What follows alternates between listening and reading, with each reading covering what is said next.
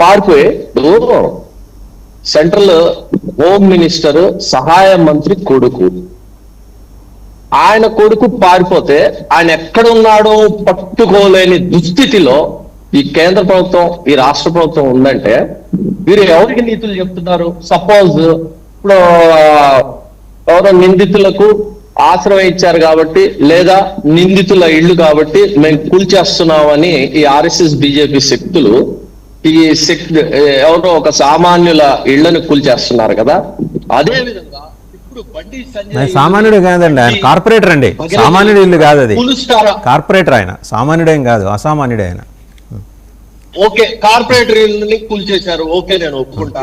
అదే సిద్ధాంతాన్ని పాటిస్తూ ఒక మైనర్ అమ్మాయిని అత్యంత దారుణంగా రేప్ చేసిన అనే ఆరోపణలు ఎదుర్కొంటున్న బండి సంజయ్ ఇల్లుని ఆయన ఆశ్రయం ఆయనే ఇచ్చాడు, బండి సంజయ్ ఇచ్చాడు బండి భగరత్ కి. మరి బండి సంజయ్ ఇల్లు కూడా కూల్చేస్తారా?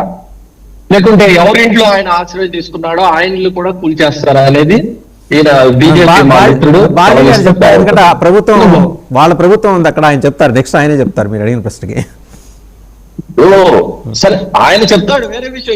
ఈయన డిమాండ్ చేయమనండి, బీజేపీ విజయ్ కిరణ్ గారిని డిమాండ్ చేయమనండి, భగీరథ ఇల్లు కూల్చేసేమని లేదా విజయ్ కిల్లు కూల్చేసేమని ఆయన్ని డిమాండ్ చేయమనండి. ఆయన డిమాండ్ చేస్తే ఆయనతో పాటు నేను వస్తా, ఇద్దరం వెళ్ళి డిమాండ్ చేద్దాం, కూల్చేసేయండి అని చెప్పేసి.